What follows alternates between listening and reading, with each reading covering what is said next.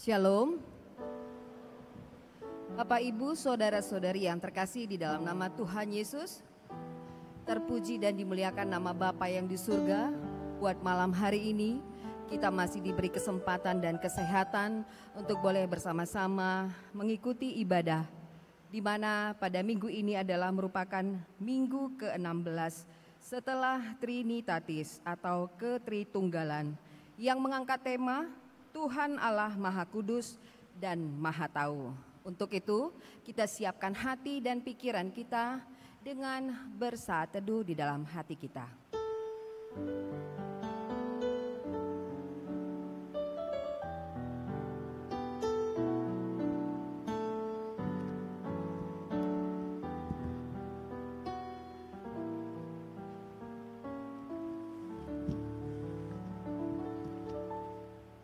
Kita masuk di dalam ibadah pembukaan dengan mengangkat pujian dari Kidung Jemaat nomor 2 ayat 1, 2, dan 4. Suci, suci, suci.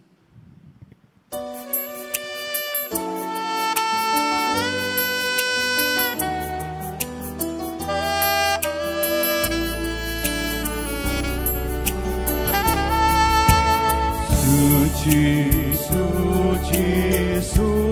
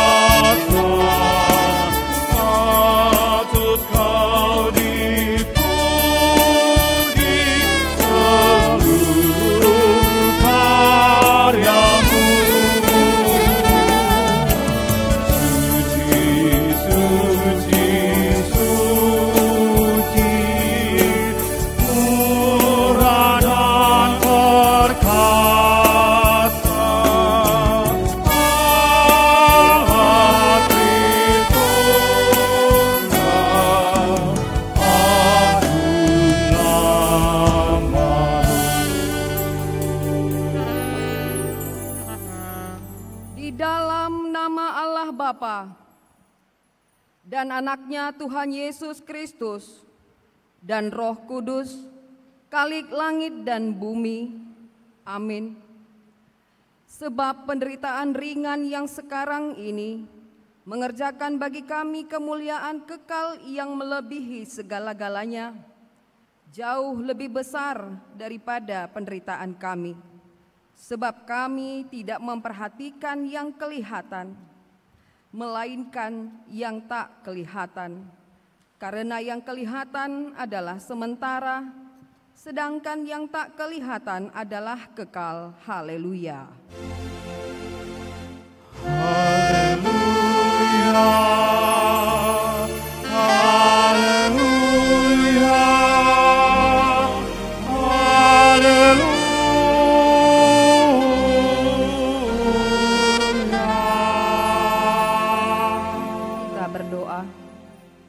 Ya Tuhan Allah, bila kami hanya melihat ke dalam diri kami sama sekali tidak layak berdiri di hadapan-Mu yang Maha Kudus. Betapa besar kasih dan anugerah-Mu kepada kami, sehingga kami Engkau layakkan dan kuduskan untuk memuliakan Engkau melalui perkataan dan perbuatan kami. Kami menyadari jika Engkau tidak menyertai kami tidak dapat berbuat apapun yang berkenan di hati-Mu. Curahkanlah Roh Kudus-Mu ke dalam hati kami, agar dapat menimbang apa yang sesuai dengan firman-Mu dan tinggal di dalam firman-Mu. Di dalam nama anak-Mu Yesus Kristus Tuhan kami. Amin.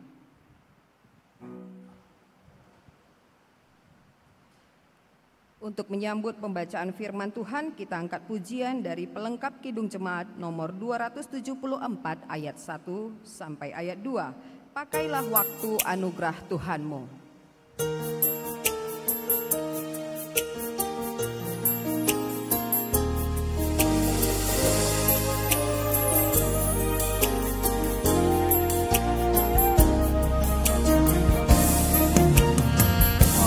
Pakailah waktu anugerah Tuhan-Mu, hidupmu singkat bagaikan kembang, mana benda yang kekal di hidupmu, hanyalah kasih takkan lekang, tiada yang bakal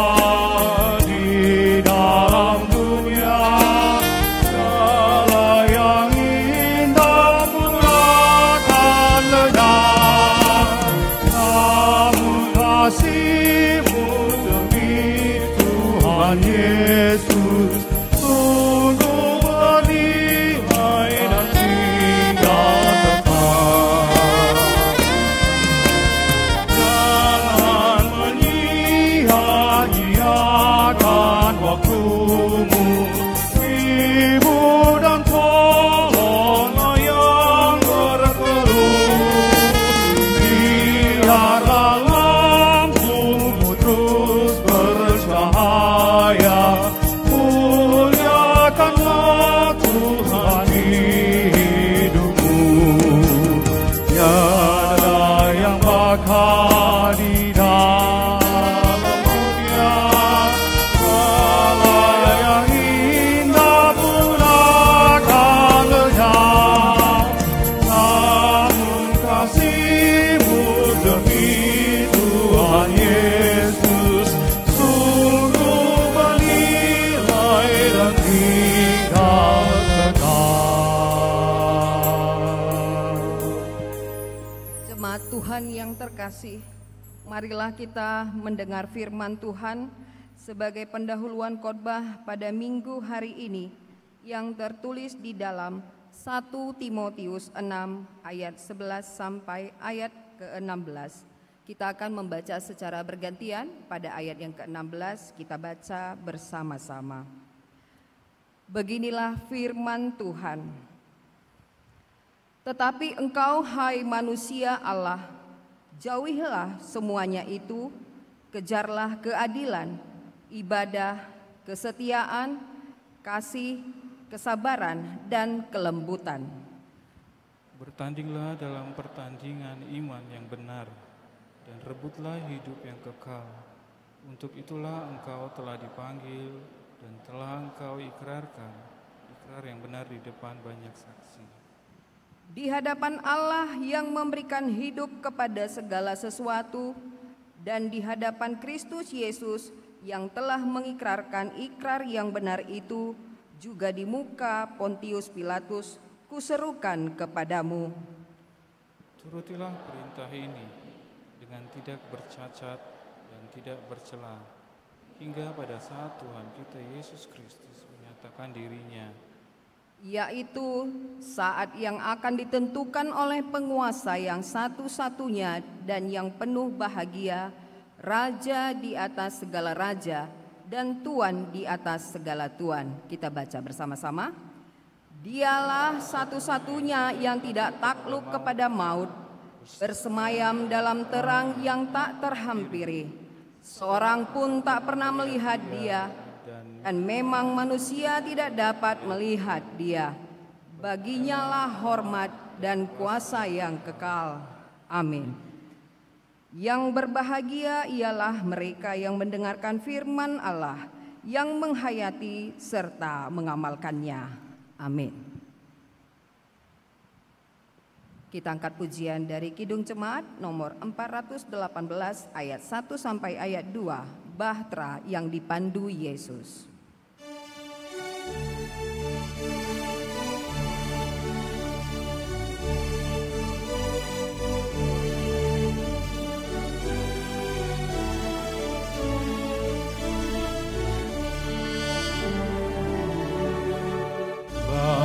Yang dipandu Yesus, panji salib tandanya, itu bahtera keselamatan bagi orang yang resah. Meskipun badai menyesat dan ombak menderu, dipandu Tuhan bahtera ke pantai yang teduh. Hai pendosa, mari lihat panji salib terbentang, ikut bahtera juru selamat agar jangan tenggelam. Meskipun badai menyesat dan ombak menderu, dipandu Tuhan bahtera ke pantai yang teduh. Bapak, Ibu, saudara-saudari yang terkasih, di dalam kehidupan kita yang telah berlalu, tak dapat dipungkiri kita adalah manusia yang lemah, yang tentunya akan pernah jatuh ke dalam perbuatan dosa yang melukai hati keluarga, hati saudara kita, hati teman kita, terlebih-lebih di hadapan Tuhan. Untuk itu, marilah kita datang ke hadapan Bapa yang di surga, memohon pengampunan yang daripadanya, dengan mengakui terlebih dahulu di dalam hati kita masing-masing.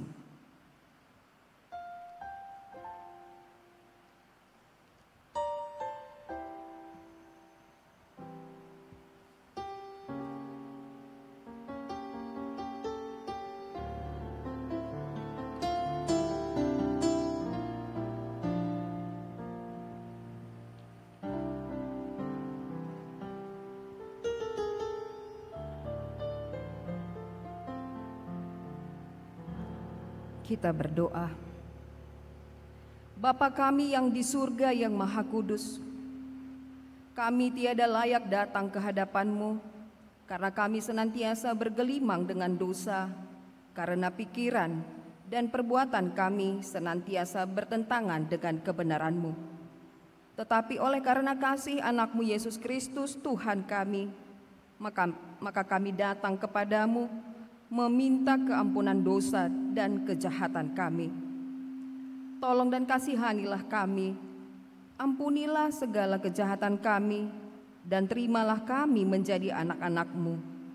Ya Roh Kudus, terangilah jiwa dan pikiran kami, agar kami dapat memilih apa yang berkenan kepadamu, dan menjadi anak-anak yang setia menyaksikan Yesus Kristus Tuhan dan Juru Selamat dunia. Amin. Janji Tuhan tentang pengampunan dosa.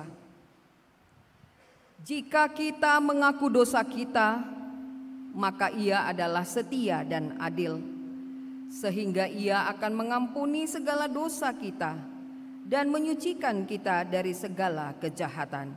Segala kemuliaan bagi Allah di tempat yang maha tinggi. Amin.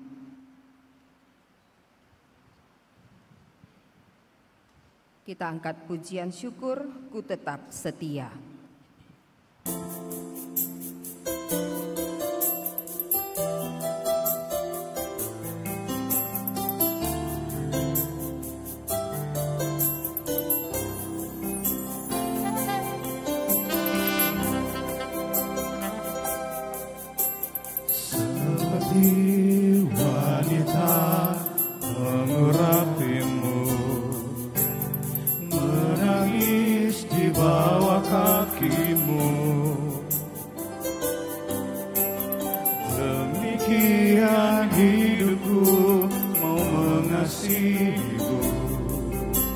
Yesus, Engkau baik bagiku. Sampai akhir ku menutup mata, ku tetap setia menanti janji-Mu. Sampai ku dapatkan mahkota kehidupanku, ku tetap setia, ku melayani-Mu.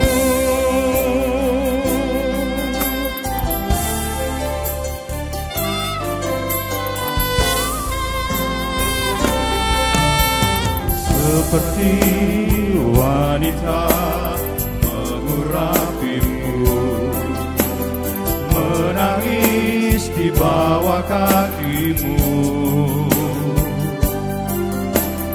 Demikian hidupku mau mengasihi-Mu.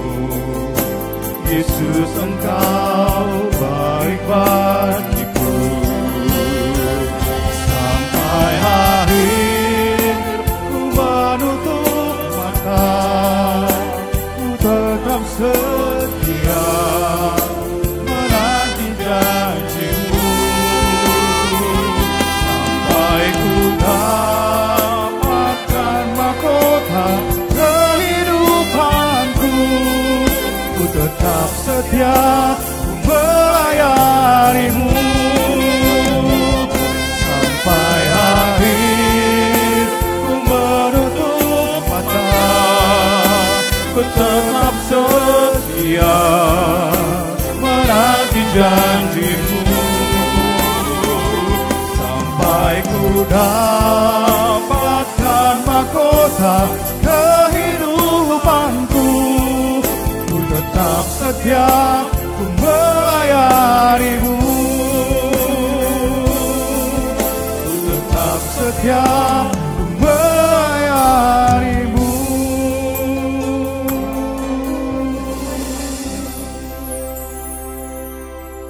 Jemaat Tuhan yang terkasih, marilah kita mendengarkan hukum Tuhan sebagai petunjuk hidup baru, yakni hukum Taurat yang pertama sampai hukum Taurat yang keempat. Beginilah bunyinya. Hukum Taurat yang pertama. Akulah Tuhan Allahmu, jangan ada padamu Allah lain di hadapanku. Hukum Taurat kedua. Jangan membuat bagimu patung yang menyerupai apapun yang ada di langit, atau yang ada di bumi, atau yang ada di dalam air, di bawah bumi, untuk disembah atau ditaati. Hukum Taurat ketiga. Jangan menyebut nama Tuhan Allahmu dengan sembarangan, sebab Tuhan akan memandang bersalah orang yang menyebut namanya dengan sembarangan. Hukum Taurat yang keempat. Ingat dan kuduskanlah hari Sabat. 6 hari lamanya engkau akan bekerja dan melakukan segala pekerjaanmu. Tetapi hari ke-7 adalah hari Sabat Tuhan Allahmu.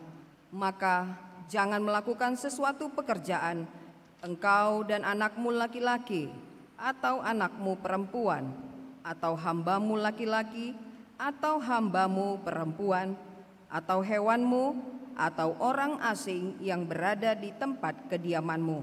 Sebab 6 hari lamanya Tuhan menjadikan langit dan bumi, laut dan segala isinya, dan Ia berhenti pada hari ke-7.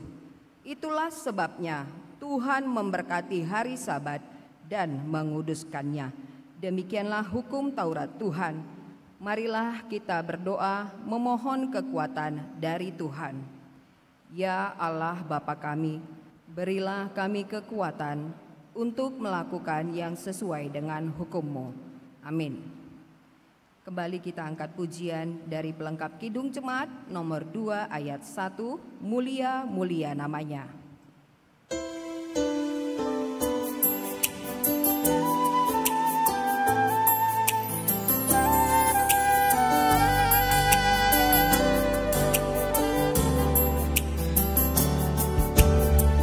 Mulia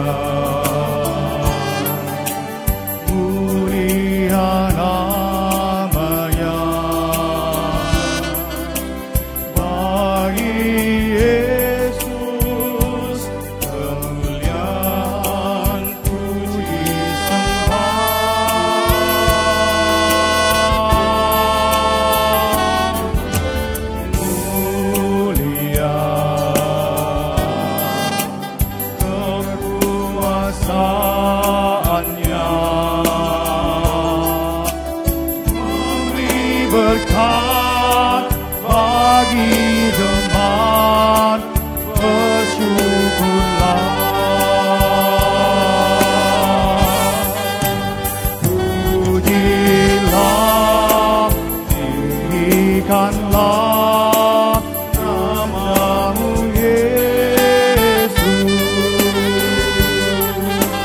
Dialah selamanya Sang Raja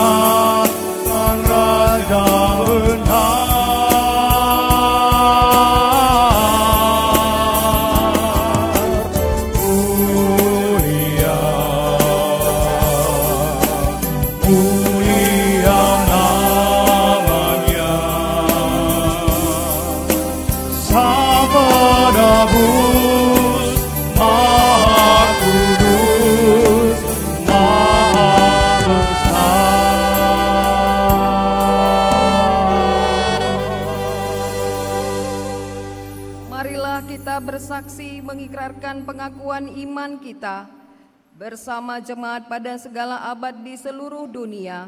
Kita ucapkan bersama-sama. Aku percaya kepada Allah Bapa yang Maha Kuasa, Khalik langit dan bumi.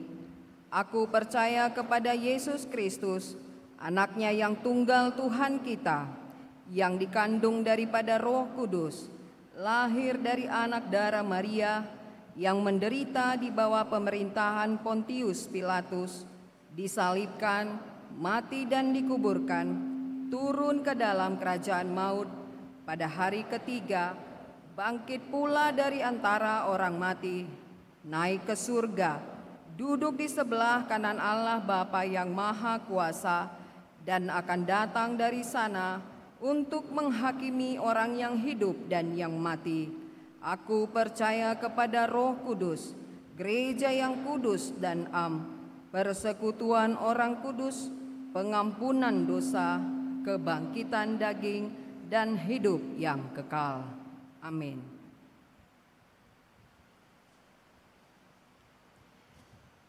Untuk menyambut pemberitaan sabda Allah, kita angkat pujian dari Kidung Jemaat nomor 5 ayat 1, 3, dan 5. Tuhan Allah namamu.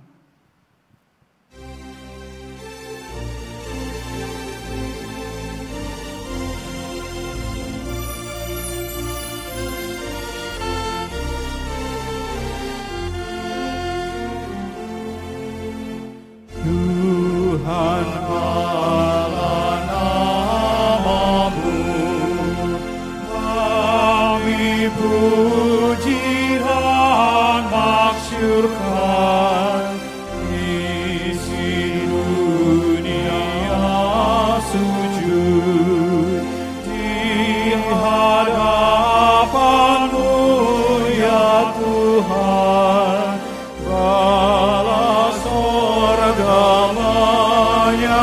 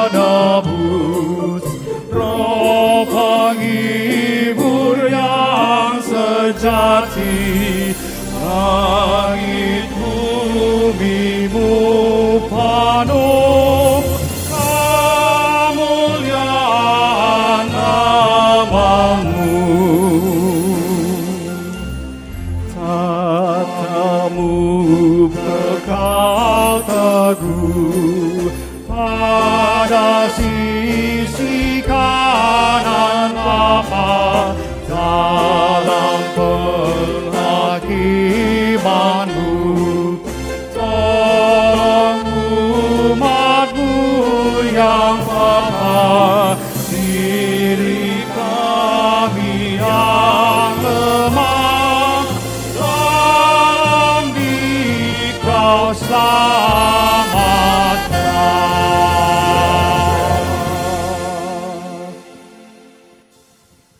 Hadir dan urapi kami dengan kekuatan Roh Kudus-Mu, supaya hati kami tenang, pikiran kami tenteram, dan kami dapat menikmati setiap pewartaan sabda Tuhan yang akan kami perdengarkan pada saat ini. Urapi hamba-Mu yang akan menyampaikan kebenaran sabda-Mu. Pakai mulut bibir hamba-Mu untuk memperkatakan setiap pengajaran yang bersumber daripada-Mu. Bersabdalah Engkau Tuhan atas kami, karena kami siap untuk mendengar dan menerima kebenaran sabda-Mu. Di dalam nama Tuhan Yesus, kami berdoa dan mengucap syukur. Amin. Shalom bagi kita semua. Bapak, Ibu, Saudara yang terkasih di dalam nama Tuhan Yesus, kebenaran firman Tuhan yang menjadi renungan dalam ibadah kita pada malam hari ini terambil dari kitab Habakuk pasal yang pertama, dimulai dari ayat 12 sampai ayat 17. Saya akan membacanya untuk kita semua. Demikian sabda Tuhan. Di manakah keadilan Tuhan? Bukankah Engkau ya Tuhan dari dahulu Allahku yang Maha Kudus? Tidak akan mati kami, ya Tuhan. Telah Kau tetapkan Dia untuk menghukumkan, ya gunung batu. Telah Kau tentukan Dia untuk menyiksa. Matamu terlalu suci untuk melihat kejahatan, dan Engkau tidak dapat memandang kelaliman. Mengapa Engkau memandangi orang-orang yang berbuat hianat itu? Dan Engkau berdiam diri apabila orang fasik menelan orang yang lebih besar dari dia. Engkau menjadikan manusia itu seperti ikan di laut, seperti binatang-binatang melata yang tidak ada pemerintahannya. Semuanya mereka ditariknya ke atas dengan kail, ditangkapnya dengan pukatnya, dan dikumpulkan dengan payangnya. Itulah sebabnya ia bersukaria dan bersorak-sorai. Itulah sebabnya dipersembahkannya korban untuk pukatnya, dan dibakarnya korban untuk payangnya. Sebab oleh karena alat-alat itu pendapatannya mewah, dan rezekinya berlimpah-limpah. Sebab itukah ia selalu menghunus pedangnya dan membunuh bangsa-bangsa dengan tidak kenal belas kasihan. Demikian firman Tuhan. Bapak, Ibu, Saudara yang terkasih di dalam nama Tuhan Yesus Kristus, kerap sekali kita merasa bahwa Tuhan kurang tepat dan kurang cepat di dalam merealisasikan sebuah jawaban di dalam kehidupan kita. Kadang-kadang kita risih dengan situasi, dengan persoalan yang kita alami dalam kehidupan kita. Kerap sekali kita melihat ada ketimpangan. Orang-orang jahat malah sehat dan bersukacita. Orang-orang jahat malah mendapatkan kelimpahan. Mereka terbebas dari hukuman dunia. Mereka melenggang dengan begitu manisnya dalam segala kejahatan, kezaliman, bahkan kedurhakaan yang mereka ciptakan di dalam hidup mereka. Malah kita miris melihat orang-orang benar yang hidupnya berkesusahan. Orang-orang jujur malah dipecat. Orang-orang yang berani memperkatakan kebenaran malah diintimidasi. Malah mereka dibayang-bayangi sebuah kematian. Kebingungan kerap sekali kita rasakan dalam setiap fenomena yang terjadi dalam hidup kita. Ternyata kebingungan yang sama pernah dialami oleh seorang nabi, seorang perantara yang kerap sekali menyuarakan kebenaran firman Allah, menyuarakan tentang penghukuman, menyuarakan tentang nubuatan kepada umat Israel. Ketika bangsa itu terguncang, ketika bangsa itu mendapatkan kehancuran, ketika bangsa itu mengalami penderitaan, ketika bangsa itu diwarnai ketidakadilan, Habakuk berpikir, kenapa Tuhan tidak bertindak? Apa Tuhan tidak melihat? Kenapa Tuhan tidak kasih solusi? Kenapa dibiarkan bangsa ini terlantar? Kenapa dibiarkan kezoliman merajalela? Kenapa dibiarkan orang jahat beria-ria? Bahkan bangsa itu ditawan oleh orang Kasdim menjadi budak di tanah Babel. Pada saat itu Habakuk berpikir, bukankah ini adalah umatnya Tuhan? Bukankah ini adalah bangsa pilihan Allah? Lalu kenapa dibiarkan orang jahat itu? Kenapa dibiarkan bangsa yang tidak mengenal Allah itu menyakiti, mendera, bahkan memperbudak umatnya? Bahkan mereka bersuka cita dalam setiap penderitaan yang dirasakan oleh umat Yehuda. Mereka mendapatkan kelimpahan, kemewahan, dan rezeki. Bapak Ibu Saudara yang terkasih dalam nama Tuhan Yesus, kerap sekali kita berupaya mendikte Allah, kerap sekali kita berupaya untuk menyatakan bahwa Allah terlalu lambat dalam merealisasikan solusi, bahwa Allah seolah-olah berdiam diri dalam setiap fakta yang kita alami, bahwa Allah kerap sekali tidak memberikan tindakan tepat pada waktunya. Bapak Ibu, engkau pikirkan dengan akalmu bagaimana cara kerja Tuhan, maka engkau tidak akan pernah sanggup. Engkau coba dikte bagaimana pemahamanmu tentang memahami Tuhan, engkau tidak akan pernah bisa paham dengan cara kerja Tuhan.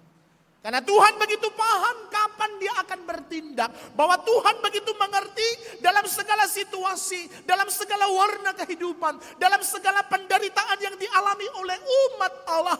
Tuhan hendak membuat bangsa itu mengalami perjumpaan yang manis dengan Sang pemilik kehidupan mereka, yang membebaskan, yang menyelamatkan mereka. Kadang kita menganggap penderitaan itu adalah sesuatu hal yang tidak baik dalam kehidupan. Padahal Allah berprinsip bahwa Tuhan kadang-kadang mengizinkan sebuah proses, bahwa Tuhan mengizinkan penderitaan untuk menuntun kita semakin mengerti dan menemukan sebuah makna dan perenungan apa sesungguhnya Allah di dalam kehidupan kita. Bapak Ibu Saudara yang terkasih, Habakuk paham betul tentang nature-nya Allah. Dia adalah omnipresent, hadir dalam setiap kehidupan manusia. Dia adalah omniscience, karena dia adalah Allah yang tahu. Dia adalah omni-eksistensi, bahwa dia ada dalam segala kehidupan. Habakuk paham betul bahwa Allah berada dan selalu hadir. Bahwa Allah selalu tahu apa yang terjadi dalam hidup manusia. Bahwa Allah selalu ada dan selalu berdampingan dengan manusia. Tetapi dikala muncul kehancuran, dikala muncul penderitaan, Habakuk mulai bingung. Kenapa Tuhan tidak bertindak? Kenapa bangsa ini tidak dibebaskan? Kenapa bangsa ini tidak dituntun pada sebuah kemenangan? Kenapa harus 40 tahun bangsa itu berjalan keluar dari Mesir? Kenapa harus ada laut Teberau? Kenapa harus ada serangan dari Moab dan Amon?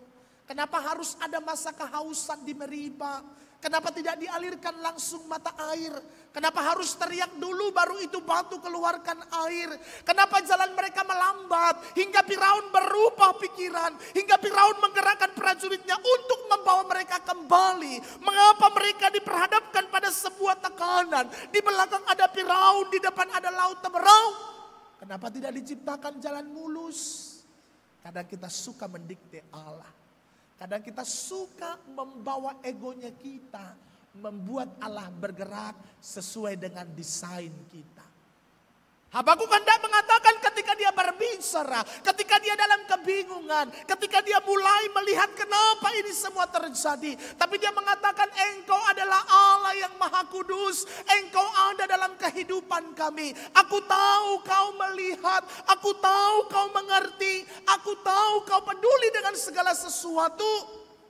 Tapi dalam kebingungan itu, iman percaya kita harus tetap kokoh. Kalau kita baca Habakuk pasal 1 itu seolah tidak klimaks. Tapi kalau kita baca Habakuk pasal 2 dikatakan di sana orang benar oleh iman percayanya lah maka mereka mendapatkan kehidupan. Bapak Ibu Saudara yang terkasih dalam nama Tuhan Yesus Kristus, dalam segala kebingungan dalam memahami karya Allah, keajaiban dan misteri kasih Allah yang begitu ajaib, yang sukar untuk kita prediksi, yang sukar kadang-kadang untuk kita selami. Tetapi dalam kebingungan ini kita harus tetap percaya, kita harus tetap setia, kita harus tetap tertunduk pada kemahakuasaan Allah karena Dia ada di dalam kehidupan kita. Sebenarnya Dia tidak jauh, Dia dekat. Tapi kenapa dibiarkan Pak Pendeta? Dia ingin kau mengalami perjumpaan spesial dengannya. Saya ada cerita tentang seorang ibu yang pernah teriak-teriak ke Tuhan, tapi tak kunjung dijawab. Dulu dalam pemerintahan Soeharto di Orde Baru, ada namanya program transmigrasi. Orang-orang dari Jawa dipindah, ada yang ke Kalimantan, Sumatera. Ada satu keluarga yang sudah dilatih dari Jawa Tengah. Lalu mereka dipersiapkan untuk hidup di perbatasan Aceh dan Sumatera Utara. Dikasih tanah seluas 2 hektar. Dibangunkan 6x6 rumah panggung. Lalu mereka tinggal di sana untuk menanami hutan dengan karet. Dan sebahagian menanam tanaman palawija. Ketika mereka diberangkatkan ke sana, pasangan suami istri dengan satu orang putri mereka, putri sematawayang. Mereka merasa bersuka cita. Mereka berpikir mungkin di tempat ini kita mendapatkan perubahan ekonomi. Kita akan mampu mencukupi setiap kehidupan kita. Tetapi apa yang terjadi? 2 bulan setelah mereka ikut program itu, suaminya meriang kepanasan dan tak sempat dibawa ke rumah sakit, menghembuskan napas terakhirnya dan dikuburkan di tempat itu. Si istri kebingungan, dia tidak tahu bertani, dia tidak tahu mengelola lahan yang 2 hektar, maka dia bingung. Dia jumpai tetangga yang dekat dengan lokasinya, dia jual itu lokasinya dengan harga yang tidak begitu mahal. Lalu dia pindah ke kota Medan. Dia di Jawa Tengah pernah ikut pelatihan membuat jamu, dan pernah juga pelatihan meracik tempe. Lalu sehari-harinya dia meracik tempe, meracik kacang kedelai yang akan dijual menjadi tempe setiap hari. Sampai anaknya kuliah di Surabaya. Sampai anaknya besar di semester terakhir. Anaknya mau praktek lapangan ke Kalimantan. Mamanya ditelepon, "Ma, saya mau ke Kalimantan praktek lapangan sekaligus menjadi bahan skripsi saya nantinya. Saya akan ikuti praktek itu selama 2 bulan. Maka saya butuh uang sekitar 7.500.000 dari tiket pesawat saya PP, biaya hidup saya di sana. Karena lokasi saya di pedalaman, nanti mama susah transfer dan saya juga susah ambilnya ke kota. Maka saya bawa aja uang cash. Tolong dikirim 3 minggu lagi ya Ma, karena kami akan berangkat di bulan depan. Kalau tidak dikirim, kemungkinan besar saya ditunda harus tahun depan. Maka itu sangat disayangkan Ma, supaya saya cepat-cepat tamat, minta tolong ya Ma, segera dikirimkan." Mamanya bilang, "Tenang, kau harus semangat, pikirkan kuliahmu, pikirkan uang, serahkan kepada Mama. Mama pasti bisa." Lalu mamanya pulang ke rumah, dia buka lemarinya, dia cari tabungan-tabungannya. Ada yang di kaleng, ada yang diselip-selipkan di kain. Dia hitung totalnya 2.500.000. Dia kekurangan 5 juta. Lalu dia berpikir, saya punya banyak saudara. Saya punya banyak saudara dari ibu saya. Saya punya saudara dari opungnya saya. Saya punya saudara dari suami saya. Saya yakin mereka bisa membantu saya. 2 hari kemudian ditelepon semua saudaranya. "Saya bisa minjam uang Mbak, saya bisa minjam uangnya Mas, saya bisa minjam uangnya." Semua keluarga yang ditelepon, semua tidak punya uang. Semua berkata, "Kami tidak bisa bantu, kami tidak bisa tolong." Lalu si ibu mulai bingung. Masakan dari beberapa orang ditelepon, 1 orang pun tidak ada yang berani membantunya dalam hitungan 1.500.000. Dengan tangan kosong, dia tidak mendapatkan apa-apa. Dia berdoa kepada Tuhan, "Tuhan, tolong aku." Anakku butuh uang 7.500.000. Saya sudah kumpuli sedaya upaya saya. Saya hanya menjadi pedagang tempe yang setiap pagi ke pasar pagi. Dan saya tabung, saya tahan dengan segala sesuatu. Hanya dapat 2.500.000. Saya kurang 5 juta, tolong. Saya mau telepon saudara dari suami saya. Tolong Tuhan, beri saya jalan. Ditelepon semua saudara dari suaminya. Semuanya juga berkata, tidak punya uang. 3 hari kemudian dia mulai pusing, dari mana aku dapat uang 5 juta. Lalu dia berpikir mungkin tetangga-tetangga di sini akan memberikan aku pinjaman. Karena aku belum pernah meminjam kepada mereka, mungkin dikasih. Lalu dia pergi mulai dari ujung kompleks sampai kepada pintu masuk. Dia minta tolong supaya dikasih pinjaman 5 juta. Dan dia selalu berjanji, aku akan bayar, aku akan cicil. Percayalah 5 bulan pasti tuntas. Dari ujung kompleks sampai pintu kompleks, semua tidak punya uang. Malah mereka mengejek si janda ini. Ngapain kuliahkan anak kalau memang tidak sanggup? Ngapain kuliahkan anak jauh-jauh kalau memang tidak punya penghasilan tetap? Bahkan ada lagi yang menyombongkan diri dengan berkata, kami baru investasikan uang kami baru beli apartemen, kami baru beli mobil, kami baru beli rumah, kami baru masukkan ke deposito, kami baru beli tanah di seberang komplek ini. Alangkah hancurnya hatinya mendengar ketika dia meminta 5 juta meminjam. Bukan meminta dan mengemis, tetapi meminjam, tetapi malah mendapatkan sesuatu hal yang melukai hatinya. Dia pulang dalam keadaan kecewa, dia menangis. Dia katakan sama Tuhan, Tuhan, seandainya suamiku masih ada dan suamiku Engkau jemput, saya yakin hidup saya tidak sesakit ini. Tapi saya percaya ini semua Tuhan yang izinkan. Please bantu aku. Hati yang terluka dia menangis. Dia tidak tahu apalagi jalan keluar. Tapi dia berpikir mungkin besok teman-teman saya yang ada di pasar pagi mungkin bisa bantu saya. 2 hari kemudian dia berjualan seperti biasa. Lalu dia ketemu dengan teman-temannya. Dia cerita apa masalahnya. Dia bilang, boleh nggak dikasih pinjam saya uang? 2 bulan, 3 bulan paling lama. 2 bulan saya akan pulangkan. Si teman berkata, kau jangan tambahi masalahku. Aku juga sedang geger otak memikirkan uang kuliah anakku. Kau tambahi lagi katanya. Dari semua temannya ternyata berkesusahan. Semua saling menceritakan masalah masing-masing. Lalu dia ngomong sama Tuhan, segeter inikah kehidupan kami Tuhan? Lalu minggu depannya dia kembali berteriak kepada Tuhan. Dari minggu pertama sampai mendekati minggu ketiga, dia berdoa tanpa putusnya. Dia bicara sama Tuhan, Tuhan, putriku adalah titipanmu. Dan aku percaya pasti Tuhan kasih jalan keluar. Tolong saya Tuhan. Jangan sampai anak saya tertunda selesainya hanya karena kekurangan 5 juta. Tolong saya. Lalu dia terpikir, dia punya piring, dia punya kuali, dia punya spray, dia punya banyak yang bisa dijual di rumahnya. Karena kalau gadekan rumah, rumahnya kontrak, tidak punya sertifikat. Yang ada adalah perjanjian sewa rumah, itu pun tahunan. Dan itu tidak diterima oleh pegadaian. Lalu dia berpikir, udahlah, untuk apa piring ini? Untuk apa gelas ini? Untuk apa kuali ini? Maka besoknya dijejerkan di depan rumah. Setelah dibersihkan, dirapikan dengan begitu bagus.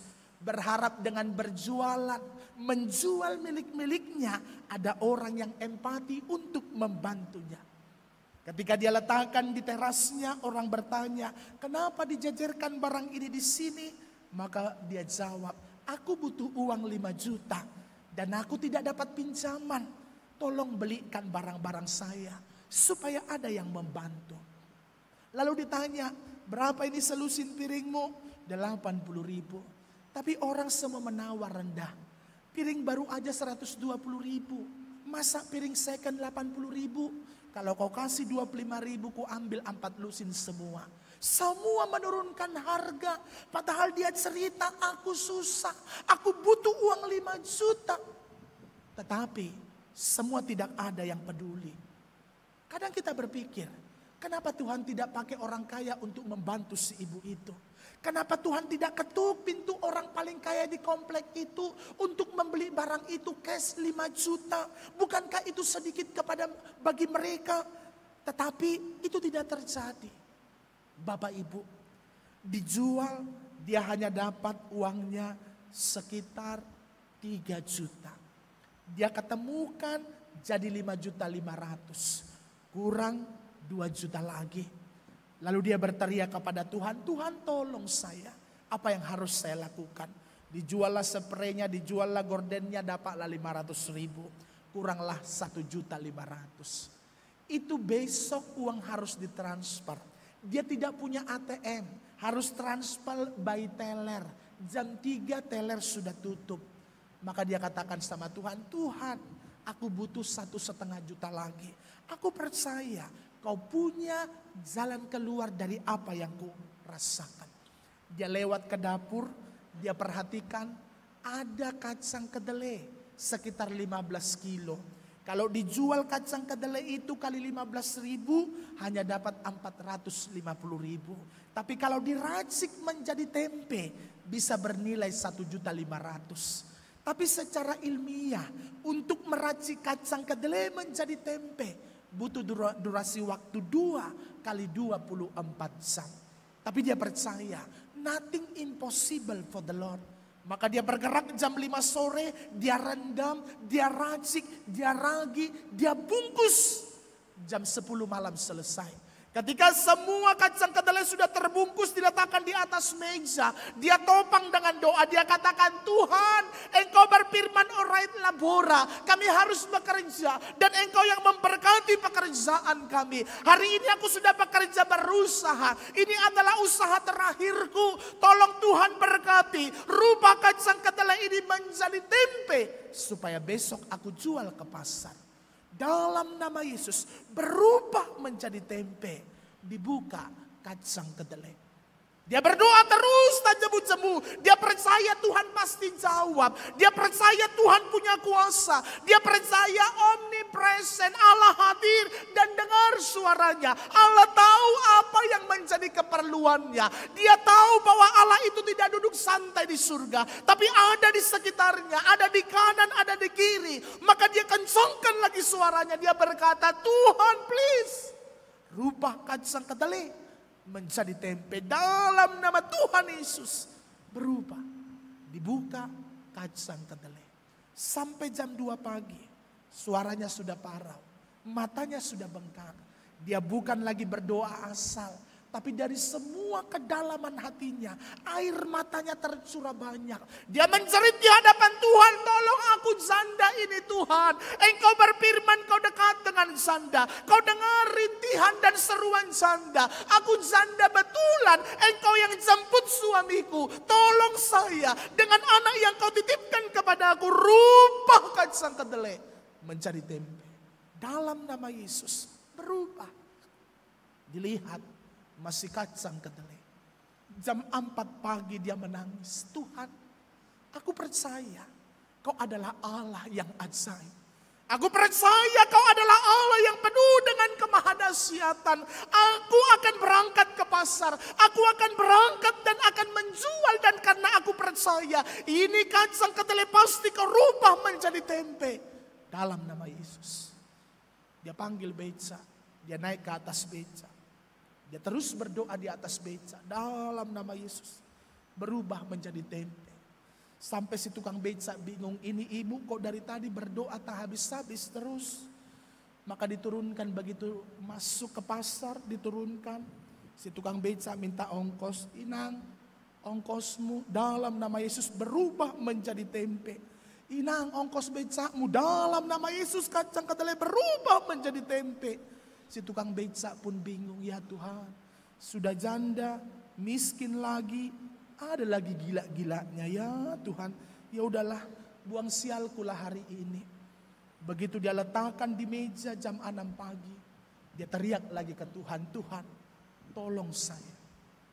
Hari ini pembeli akan datang, Tuhan tolong saya rubah kacang kedelai menjadi tempe. Engkau tahu apa yang menjadi menjadi kesusahanku. Engkau tahu apa yang menjadi goalku. Aku butuh uang 1,5 juta. Dikala Engkau menyuruh saya kepala menjadi kaki, kaki menjadi kepala, aku akan lakukan. Aku tidak pernah minta kau turun dengan malaikat Gabrielmu lalu memberikan aku uang 1,5 juta. Tidak. Karena aku paham tentang firman-Mu. Dan aku tidak pernah meminta kau buka tingkap-tingkap di surga lalu kau lemparkan uang 1,5 juta. Tidak. Karena aku paham juga tentang firman-Mu. Kau berkata kami harus bekerja. Maka kau akan memberkati. Hari ini aku sudah bekerja. Please.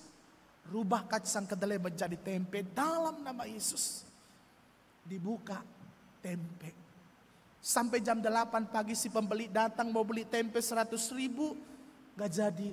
Karena yang terbungkus di daun itu masih tempe yang agak berserakan. Dia terus berdoa kepada Tuhan. Tuhan tolong aku. Ketika jam 10 dia menangis lagi kepada Tuhan. Tuhan tolong aku. Jawab seruanku, di mana kau? Kenapa kau tidak mendengarkan doaku? Apa kau tidak melihat kesusahanku? Ini kesusahan tidak ku buat-buat. 1,5 juta bukan untuk ku hamburkan. Tapi untuk anak yang kau kirimkan kepadaku. Uang 1,5 juta bukan untuk kuhedonkan. Bukan untuk kebutuhan-kebutuhan sekulerku. Tapi untuk kebutuhan primer anak yang kau titipkan itu. Bukankah aku harus mempertanggungjawabkannya? Hari ini please, keterlibatanmu kurindukan. Kalau dulu engkau datang ke kota Kana. Kau rubah itu air menjadi anggur. Kenapa tidak kau lakukan? Merubah kacang kedelai menjadi tempe. Kalau dulu engkau berjumpa dengan si sakit kusta, si sakit itu kau tahirkan, orang buta itu kau celikan, bahkan dikala orang kelaparan kau rubah itu roti 5 dan 2 ikan untuk mereka kenyang. Apa kekuranganku? Apakah aku jahat? Apakah aku pendosa? Ya. Kalaupun aku pendosa, bukankah si janda tua pernah berteriak kepadamu, please sembuhkan anakku? Lalu kau berkata, tak layak anjing menerima roti. Lalu remahnya pun menjadi mujizat. Hari ini aku berkata, kalau aku memang pendosa, aku tidak layak berteriak kepadamu. Kalau memang aku banyak dosa dan kesalahan, jangankan rotinya, remahnya pun dikala engkau jatuhkan, aku percaya kacang kedelai berubah menjadi tempe. Dibuka kacang kedelai. Kadang kita bingung dengan cara kerjanya Tuhan. Padahal gampang. Cukup jentikan jarinya dari surga. Itu kacang kedelai pasti akan berubah. Tuhan kadang-kadang gak perlu repot untuk merubah itu. Itu adalah hal kecil bagi Tuhan. Kenapa dia tidak kerjakan? Kenapa dia tidak rubah? Kenapa si janda itu harus berteriak dari jam 5 sore sampai di jam 12? Tak kunjung juga ada jawaban. Wajar. Sebagai manusia kita bingung dengan cara kerjanya Allah. Emang kurang kuat apalagi si janda itu berteriak. Air matanya sudah habis, bahkan hatinya sudah mulai terluka, bahkan dia tidak pernah memikirkan harga dirinya. Dikala orang di pasar itu mulai memperhatikannya, seolah-olah dia seperti orang gila. Dia tidak malu, dia terus berkata kepada Tuhan. Kadang kita bingung, kenapa Tuhan biarkan itu terjadi? Apa Tuhan tidak sayang dengan janda itu? Kenapa Tuhan biarkan si janda itu meronta dalam segala kekecewaannya? Kenapa tidak Tuhan rubah? Apakah itu pekerjaan berat bagi Tuhan? Kenapa Tuhan tidak sulap itu kacang kedelai berubah menjadi tempe? Lalu kenapa rintihan-rintihan itu? Apakah Tuhan suka dengan orang yang merintih? Apakah Tuhan suka dengan orang yang selalu menjerit histeris? Apakah dia bukan orang yang peka? Apakah dia bukan orang yang selalu cari solusi, memberi solusi dalam segala tekanan? Bukankah dia berfirman, dikala semua pintu tertutup, ada Tuhan yang bisa bukakan pintu. Lalu kenapa si janda itu tidak mendapatkan hasil? Kadang kita susah untuk memahami cara kerjanya Tuhan. Hingga kita kerap sekali bingung. Hingga kita kerap sekali berkata, di mana kau Tuhan? Kenapa kau belum merealisasikan doaku? Di mana kau Tuhan? Aku sedang sekarat. Kenapa aku gagal? Kenapa aku terus berada pada kesakitan seperti ini? Di jam 2 siang. Si ibu itu kembali berdoa. Tuhan, betulkah Engkau ada? Kalau betul Kau ada, rubah kacang kedelai menjadi tempe. Dalam nama Yesus berubah, dibuka kacang kedelai. Kadang kita sama seperti si janda itu juga, kita mau buktikan apakah Allah itu ada, apakah Allah itu benar-benar ada, benar-benar nyata. Lalu kerap sekali kita memerintah Allah, buktikan bahwa Engkau Allah, buktikan bahwa Engkau Tuhan, tunjukkan kuasa-Mu. Tapi si janda itu juga tak mendapatkan pembuktian. Lalu dia mulai kecewa, dia bilang, Tuhan, cukup sudah. Ini yang terakhir. Mungkin inilah hidupku. Tapi mulai hari ini, Kau tidak akan pernah dengar suaraku lagi. Kau tidak akan pernah dengar seorang janda menangis dan meratap di hadapanmu untuk memohon belas kasihan-Mu. Karena aku sudah capek. Dan Kau tidak akan dengar lagi suaraku untuk memuji nama-Mu. Karena aku sudah lelah. Tolong, ubah kacang kedelai menjadi tempe. Kalau tidak Kau rubah, aku tidak mau lagi berdoa. Ini doaku yang terakhir. Kalau Kau tidak jawab, maka putus sudah kita. Aku tidak mau lagi menyembah-Mu. Amin. Dibuka kacang kedelai. Dengan suara yang terbata-bata dikatakan, ini betulan yang terakhir, betulan yang terakhir. Gak ada lagi ecek-ecek. Setelah ini betulan lah, gak berdoa lagi aku. Lebih baiklah aku mati. Tapi aku akan kasih tahu kepada banyak orang. Aku mati karena aku kecewa kepada Tuhan. Dia tidak dengar doaku. Dia tidak jawab seruanku. Artinya Tuhan itu tidak nyata. Amin. Bapak-bapak datang menghampirinya. Inang jual kacang kedelai yang dibungkus enggak? Entah kenapa, jam 5 sore semalam, ada niatku tiba-tiba mau mengirim tempe ke saudaraku yang ada di Palembang. Aku berpikir kalau aku kirim tempe, maka bisa hitam nyampenya. Maka aku berpikir, ada enggak orang jual kacang kedelai yang sudah diracik, tetapi belum jadi tempe. Dari jam 8 pagi, Inang, aku udah datang ke pasar ini. Aku sudah bertanya dari ujung sana sampai ke ujung sana. Mencari kacang kedelai yang belum jadi tempe. Inang pedagang tempe yang terakhir. Kalau ini kacang kedelai belum jadi tempe, aku bayar 1,5 juta. Itu ibu terkejut. Ya Tuhan, dari tadi pagi si kawan ini tak datang-datang. Setelah doa terakhir datang pula Kau, ya Tuhan. Jadi pula ini jadi tempe, matilah aku, aduh Tuhan, matilah aku pikirnya. Dia berbalik, dia bilang, Tuhan maafkan aku. Taulah Kau janda Tuhan, kadang mulutnya sama hatinya gak nyambung Tuhan. Gak usah Kau dengarkan celotehanku dari jam 5 sore sampai tadi, gak apa-apa Tuhan. Ku puji pun Kau, ku muliakan pun nama-Mu. Gak usah Kau repot-repot merubah kacang kedelai menjadi tempe, gak apa-apa, gak apa-apa. Gak putus hubungan kita, tenanglah Kau, gak apa-apa, gak apa-apa. Biarkanlah kacang kedelai tetap menjadi kacang kedelai, katanya. Lalu dia bilang sama bapak itu, Pak, sebenarnya ini 1 menit tadi masih kacang kedelai ini. Tapi udah kudoakan supaya jadi tempe. Takut aku melihatnya. Jadi tempe pula nanti itu pingsan aku, katanya. Ya udahlah bapak lah yang melihat, katanya. Dilihat, Inang masih kacang kedelai. Laku 1.500.000. Masalah teratasi. Kita kadang berpikir harus tempe, selesai persoalan. Harus tempe, maka solusi kita dapatkan. Harus tempe, itu baru namanya berkat. Harus tempe, itu baru namanya mujizat. Harus tempe, itu namanya Allah yang dahsyat. Ketika dia rubah itu menjadi tempe, lalu mulut janda itu pasti akan berkata, Glory to the Lord. Betul Kau Tuhan, betul Kau Allah. Kau sudah rubah kacang kedelai menjadi tempe. Tapi Tuhan mau katakan kepada kita, jangan pernah uji saya. Kau pikir hanya dengan tempe 1,5 juta bisa terrealisasi? Aku mau buktikan samamu.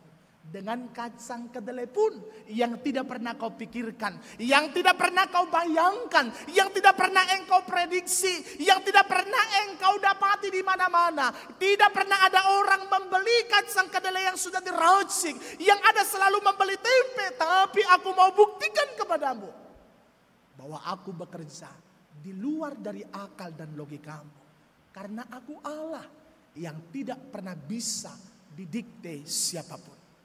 Bapak Ibu Saudara yang terkasih dalam nama Tuhan Yesus Kristus, kalau tema kita bicara tentang Allah yang Maha Kudus, jangan pernah ukur kekudusan Tuhan dengan keberadaan yang engkau alami. Jangan pernah katakan Tuhan tidak kudus ketika engkau berada pada dosa, ketika dosa menyelimuti kehidupan manusia, dikala kerusakan menyelimuti kehidupan manusia, Dia tetap Allah yang kudus. Yang kedua, ketika hidupmu hancur, ketika engkau menderita, ketika engkau sakit, jangan pernah katakan Tuhan tidak ada. Karena Dia Maha ada. Maka teruslah. Keuntungan janda itu adalah setia. Dia terus berdoa. Walaupun sakit dia terus bicara. Walaupun marah dia terus komunikasi. Walaupun kecewa dia terus berteriak. Walaupun tak dapat jawaban dia terus datang kepada Allah. Apa yang dia dapatkan? Perjumpaan yang manis yang tidak pernah bisa diprediksi. Dia berpikir perjumpaannya di kala kacang kedelai menjadi tempe. Tapi Tuhan rubah. Kita ketemu bukan di kala kacang kedelai menjadi tempe. Tapi di kala kacang kedelai bisa dibeli dengan harga 1.500.000. Maka dia menyerah. Dia bilang sama Tuhan, biarkanlah kacang kedelai tetap jadi kacang kedelai. Bapak Ibu, mungkin kau hari ini masih ada ngotot sama Tuhan. Mungkin kau kadang-kadang katakan, Tuhan aku mau ini, mau ini, mau ini, mau ini. Sampai kau kecewa sama Tuhan. Sampai kau kadang-kadang marah. Sampai kadang-kadang udahlah tak perlu lagi aku berdoa. Udahlah gak perlu lagi aku beribadah. Hari ini Tuhan mau katakan kepadamu. Lebih dari apa yang engkau pikirkan. Lebih dari apa yang kau bayangkan. Tuhan sedang rancang sesuatu yang indah dalam kehidupanmu. Maka jangan pernah kalah dengan situasi kehidupan. Maka jangan pernah kalah dengan berbagai macam pergumulan yang engkau hadapi dalam kehidupanmu. Karena desainnya Tuhan kalau dilihat dari atas indah. Tapi kalau kita pandang dari bawah seolah-olah berantakan. Seolah-olah hancur. Karena sudut pandang kita berbeda dengan Tuhan. Kita bicara daging kita. Kita bicara emosi kita. Kita bicara materi, kita bicara sifatnya duniawi. Tapi Allah bicara rohmu, bicara jiwamu. Jangankan hidupmu, matimu pun Tuhan pikirkan. Jangankan perjalananmu 80 tahun, 90, 70. Setelah engkau mati pun Tuhan sudah siapkan kekekalan. Hari ini, di Minggu Trinitatis ini, jangan pernah ragukan Tuhan. Walaupun situasi kadang memaksamu untuk ragu sama Tuhan. Jangan pernah ragu akan otoritas Tuhan. Walaupun persoalan, walaupun rasa sakit, walaupun kegagalan dan kesakitan kerap sekali memaksamu untuk kecewa kepada Allah. Terus beriman dan percaya dan berseru kepadanya. Maka kau akan terheran-heran akan kuasa dan keajaiban Tuhan. Tuhan Yesus memberkati. Kita berdoa. Ampuni kami dalam setiap keterbatasan dan ketidakmampuan kami untuk memahami rahasia Allah yang begitu ajaib dan luar biasa atas setiap kehidupan kami. Dikala dunia, dikala rupa-rupa masalah, penderitaan, kegagalan, sakit, kerap sekali memaksa kami untuk meragukan cintanya Tuhan. Tapi hari ini, yakinkan kami terus-menerus. Kau adalah Allah yang terus hadir dalam hidup kami. Yang tahu keberadaan kami. Dan bahkan selalu ada di dalam kehidupan kami. Jangan biarkan kami menjadi trauma berdoa. Hanya karena apa yang kami minta belum terrealisasi. Tapi biarlah dengan apa yang belum kami terima membuat kami terus tanpa jemu-jemu tetap setia, berseru, memanggil namamu, karena namamu adalah kekuatan di dalam hidup kami. Ini doa dan harapan kami. Dalam nama Yesus kami berdoa dan mengucap syukur. Kita bersama-sama mengatakan amin. Kita aminkan sabda Tuhan yang sudah kita dengar. Kita bernyanyi dengan pujian waktu yang tepat.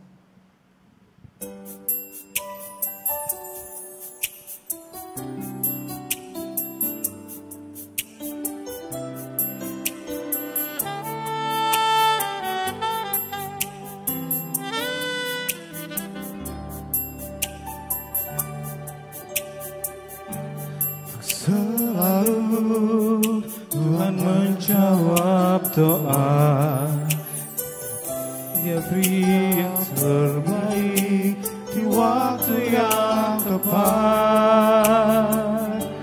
Izinkanlah Tuhan untuk bekerja, yang mustahil menjadi mungkin karena percaya.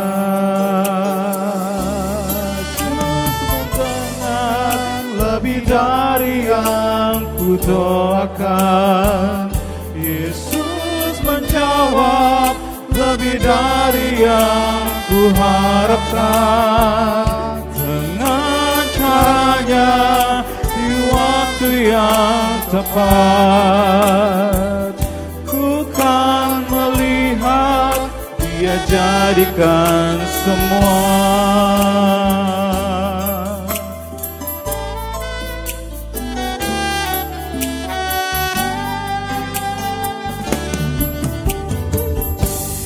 Selalu Tuhan menjawab doa, Dia beri yang terbaik di waktu yang tepat.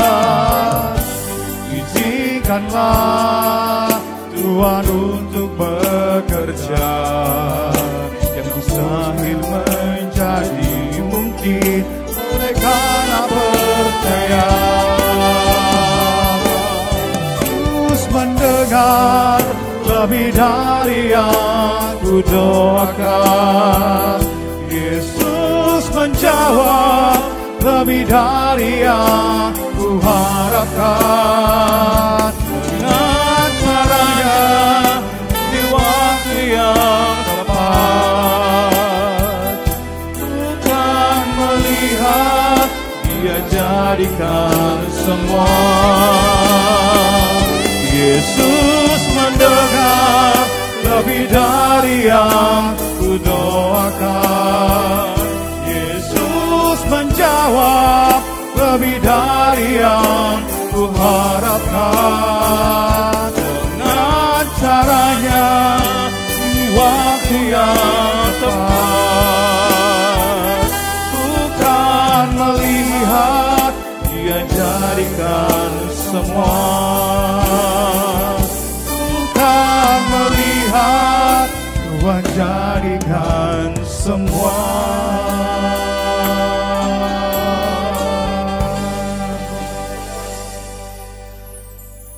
Untuk menghantar kita memberi kurban persembahan syukur, mari kita mendengarkan firman Tuhan yang tertulis dalam Kejadian 4 ayat yang keempat.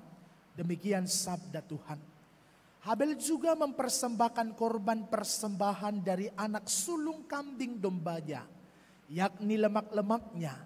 Maka Tuhan mengindahkan Habel dan korban persembahannya itu. Kita mengumpulkan persembahan yang sudah kita persiapkan.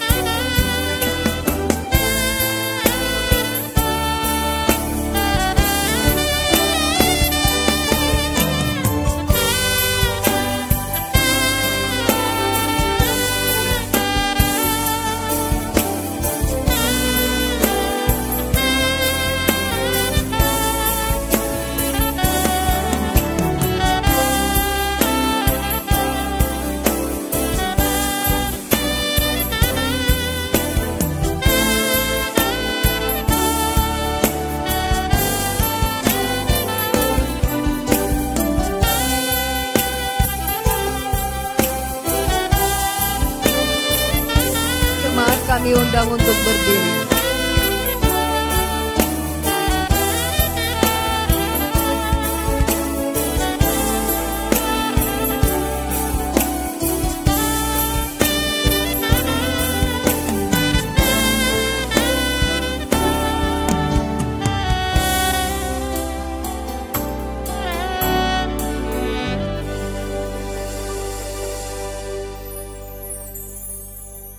Kita berdoa menyerahkan persembahan kita. Ya Allah Bapa kami yang di surga, kami mengaku dengan setulus hati, Engkaulah sumber segala berkat dan karunia. Di sini kami memberikan persembahan syukur kami kepadamu. Terimalah persembahan umat-Mu dan berkatilah menjadi alat kesaksian, persekutuan dan pelayanan jemaat-Mu di tempat ini. Jadikanlah hidup kami menjadi persembahan yang berkenan kepadamu. Dan pakailah hidup kami untuk turut menghadirkan tanda-tanda kerajaan-Mu di dunia ini.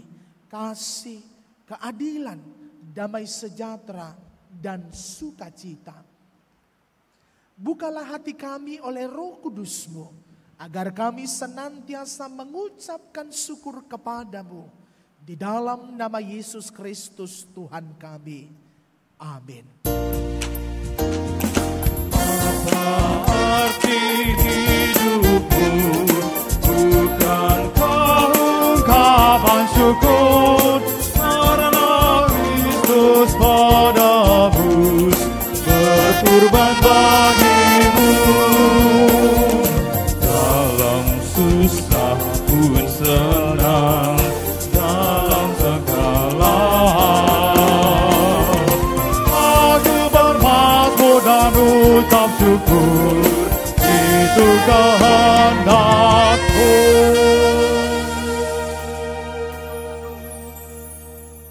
Bapa kami yang di surga, dikuduskanlah nama-Mu, datanglah kerajaan-Mu, jadilah kehendak-Mu di bumi seperti di surga. Berikanlah kami pada hari ini makanan kami yang secukupnya, dan ampunilah kami akan kesalahan kami, seperti kami juga mengampuni orang yang bersalah kepada kami. Dan janganlah membawa kami ke dalam pencobaan, tetapi lepaskanlah kami dari yang jahat.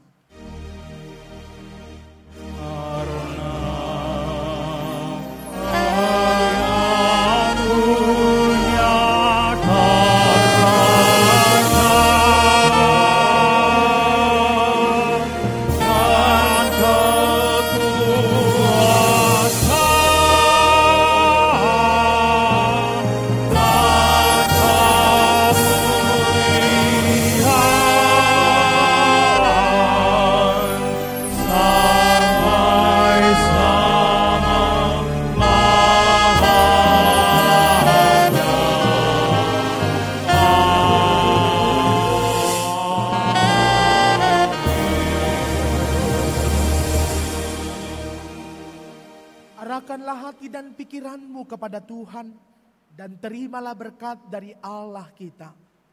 Tuhan memberkati engkau dan melindungi engkau. Tuhan menyinari engkau dengan wajah-Nya dan memberi engkau kasih karunia. Tuhan menghadapkan wajah-Nya kepadamu dan memberi engkau damai sejahtera.